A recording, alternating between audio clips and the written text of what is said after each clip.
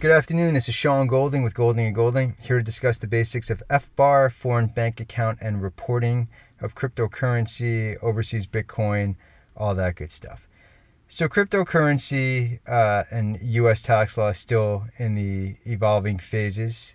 There's no definitive rules on things such as FBAR, FATCA, and many other acronym types of reporting, but the IRS is increasing enforcement of cryptocurrency to the point that in the draft 2020 1040, there's actually a preliminary question on the first page, not on an additional schedule or form, regarding whether the individual or individuals filing the return have bought, purchased, exchanged, sold, etc., virtual currency, which of course would include cryptocurrency, things like that. So foreign account reporting generally is a major compliance enforcement priority by the IRS. And there are various different types of forms you may have to file. Some of the more common forms for your foreign bank and financial accounts are the FBAR, Form 8938, which is a FATCA form. FATCA is the Foreign Account Tax Compliance Act.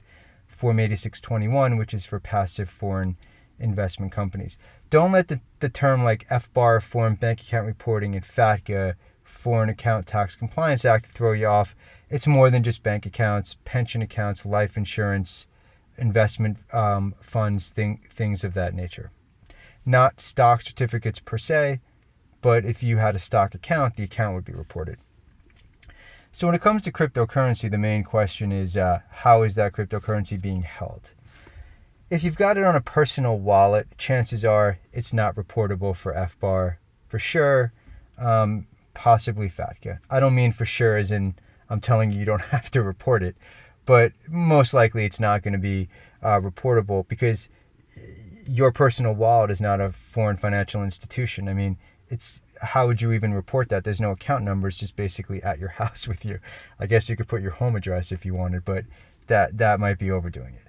Now, if you have a foreign account, it gets a little more complicated. Some foreign accounts hold cryptocurrency, some of them hold regular currency, some of them hold a combination of both, right? So if you've got US dollars, euros, some Bitcoin, some Litecoin, some other in there, then the concern becomes, well, you have a foreign bank account. In that bank account is cryptocurrency, right? Some people will say, well, the rules don't say specifically you have to do it, but it would seem odd that the rule would be you don't have to report a foreign account that has cryptocurrency in it. Likewise, you wouldn't necessarily split the account into what is cryptocurrency versus what is not, so you may want to consider just reporting the whole account value.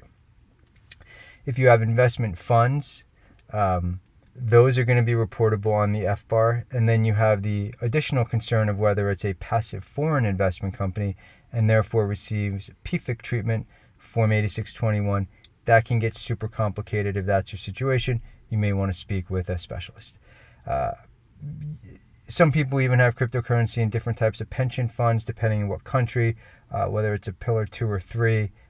One wouldn't apply because that's typically Social Security equivalent. If you're in that type of situation, then you also want to consider whether you may want to report it. When you have not complied with the requirements, you may consider one of the amnesty programs. There are various different amnesty programs available, but there is not a specific program or a standalone program for cryptocurrency.